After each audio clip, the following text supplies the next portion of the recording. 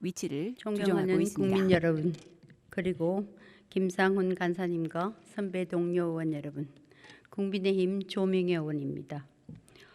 지금의 우리나라 정치에는 정쟁과 정당인만 있을 뿐 정책과 전문가는 그 어디에도 찾아볼 수 없습니다. 국가 발전은 안중에도 없이 비과학적 정치 정쟁만 난무할 뿐입니다. 그래서 국민들은 국회를 신뢰하지 않습니다. 앞에서 여러 의원님들께서 선거구제에 대해서는 많은 의견을 주셨기에 저는 오늘 이 자리에서 여러분께 말씀드리고 싶은 것은 직업별 전문가들을 정치에 입문시키는 창구 역할을 해온 비례대표제가 바로 국민의 생명과 재산을 지킬 수 있는 정치의 근본이라는 것입니다. 비례대표제는 현장 중심의 전문성을 바탕으로 다양한 계층, 직능, 세대 목소리를 대변하는 통로가 됐고 청년과 여성, 장애인과 같은 이른바 정치적, 사회적 약자들이 국회에 등원할 수 있는 유일한 기회입니다. 그런데 오늘날 우리가 직면한 정치 현실은 어떻습니까? 정무와 정쟁에 밀려 맥을 못 추며 뒤처지고 있는 정책이 한두 가지가 아닙니다. 인공지능, 자율주행차, 메타버스는 물론 챗GPT까지 기술 성장세가 날로 가속되고 있지만 우리 정치는 그 속도를 따라가지 못하고 있습니다. 저출산에 따른 학령 인구 감소는 입학 정원 미달 등 지방대학의 위기로 이어지고 있고 인재 유출 가속화로 지역 발전을 담보할 수 없는 상황에 이르고 있습니다. 뚜렷한 미래 산업 없이는 현재의 경제 위기가 악순환의 굴레에서 벗어날 수도 없습니다. 좁은 국토, 부족한 자원, 그리고 분단 국가에 이르기까지 한 우리나라가 살 길은 오직 기술뿐입니다. 민생 경제도 결국은 산업과 기술의 혁신으로 극복할 수 있습니다. 따라서 이를 뒷받침할 미래 유망 정책을 만들고 시행하는 것은 국민을 위한 전문성 기반의 정치 그 자체인 것입니다.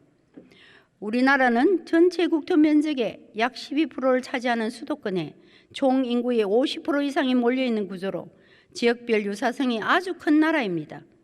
때문에 권역별 비례대표제가 지역별 대표성을 강화할 수는 있지만 비례대표 본래의 취지인 직능별 소수자 대표성을 담보하기는 어렵습니다.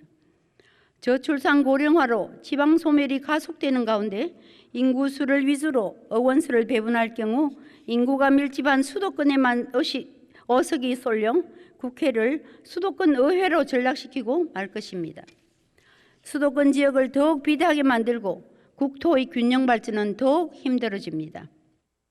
나아가 국민이 삶을 살아가는데 어느 지역에 사는 것도 중요하지만 어떤 직업과 직역에 속해 살아가는지 더욱 중요합니다. 비례대표 의원이 그 대표성을 이어갈 수 있습니다. 지난 제16대에서 20대 국회의원 당선인 당시의 직업 분포를 보면 정치인이 16.3%로 압도적으로 많습니다. 학자나 전문가는 고작 5.8%에 불과합니다. 21대 국회의원 경력을 봐도 정계에 속한 사람이 106명, 법조인이 46명으로 전체 원수 대비 절반에 해당합니다.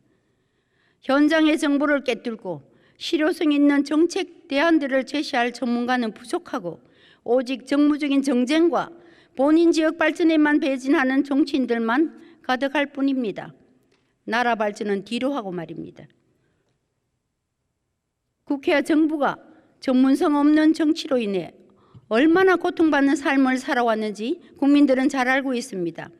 전 정부의 실패한 부동산 정책과 비과학적 주먹구구식 코로나 대응 전략에서 분명하게 보지 않았습니까?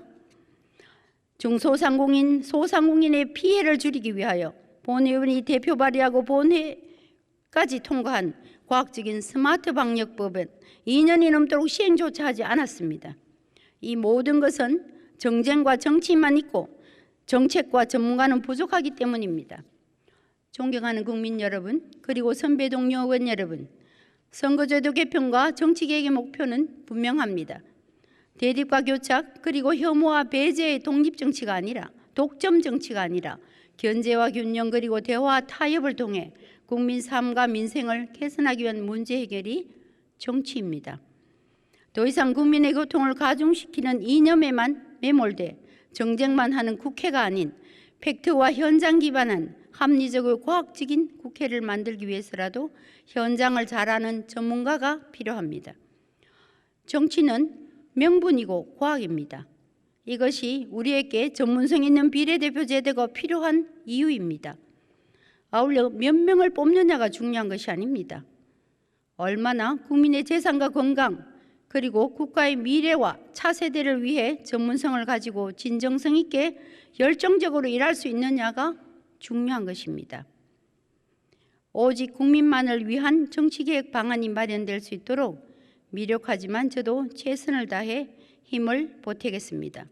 경청해 주셔서 감사합니다.